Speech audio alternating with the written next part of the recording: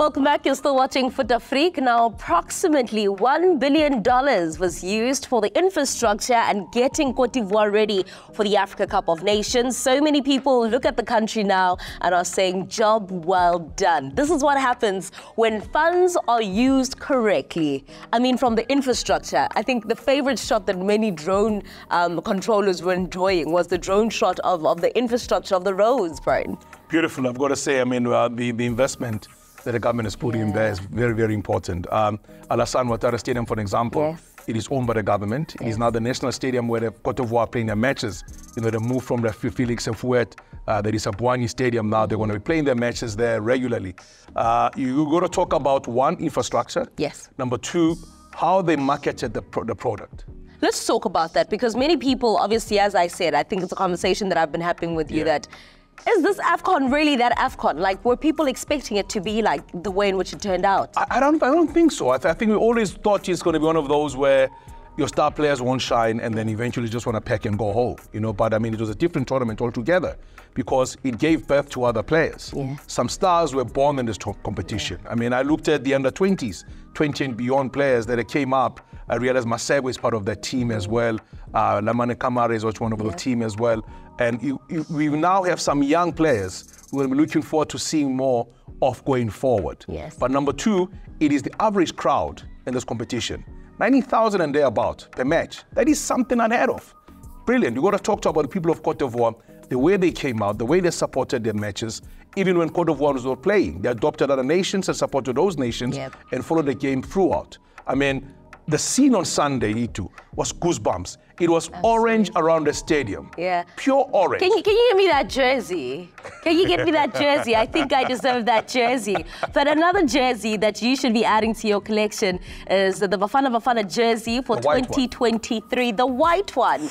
I mean, you talk about a team that back in the year 1996, they won gold, 1998 runners-up, 2000 they got bronze, and we had to wait 24 years again to be back onto that podium. What a story. New stars have risen. Ronwen Williams has won the hearts not only of South Africans, but of the entire continent. Bafana also got the Fair Play Award as well. Let's talk about that. Explain us to what that really means. Does it mean it's the, because people I think are getting it confused. They're saying it's the team of the tournament?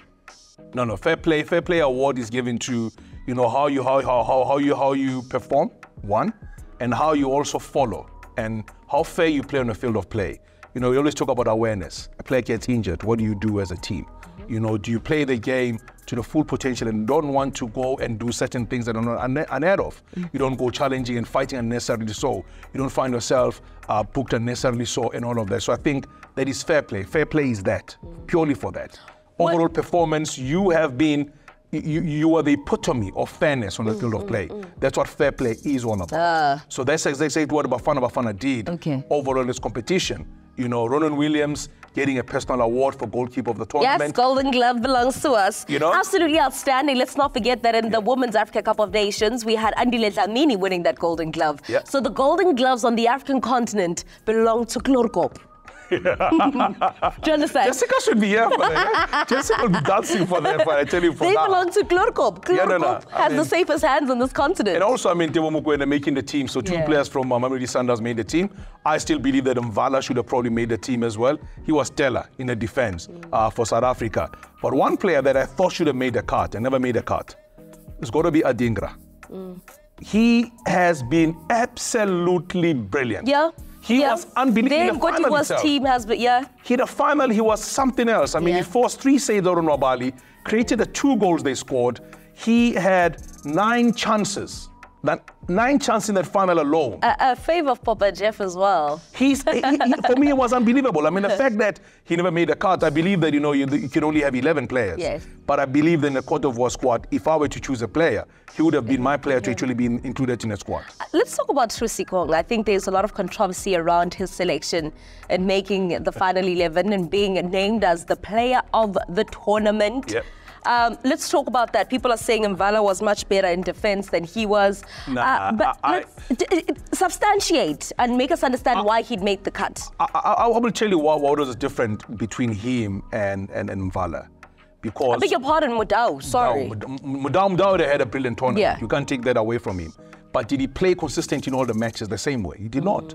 In the first game against, when he played against Mali, he was not giving us what you know he can give us.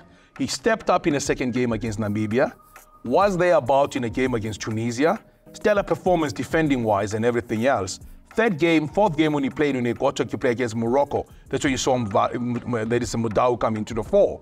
And then when he went back now, he literally made sure that there's no way anybody can move. He kept things under wrap. He made sure that nothing happens. When you played a game against Cape Verde also, he was brilliant. He actually had a wonderful game. Against Nigeria, we found a bit wanting that game. So if you look at Trostekong overall, besides scored the 3 goals in his competition for Nigeria, he was the leader at the back. You know, they had him, they had Ajayi, they also had, that is Bassi in the defense. But every now and then, you saw how he was communicating to Nabali, because Nabali made a few mistakes.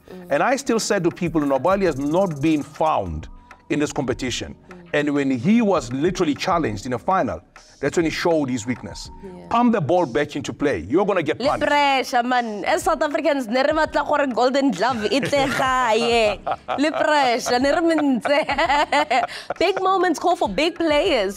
But congratulations to Nobali. I think the fact that he made it all the way to the final, if anything, I will echo this for years to come. And I hope that the whole continent is going to be copying what South African football has done, because we've really invested into our Premier Soccer League, and that's why we're seeing the fruits of where we're currently at. My dream and my hope is for us to have strong leagues across the entire continent, because that definitely is going to elevate African football more than what it is.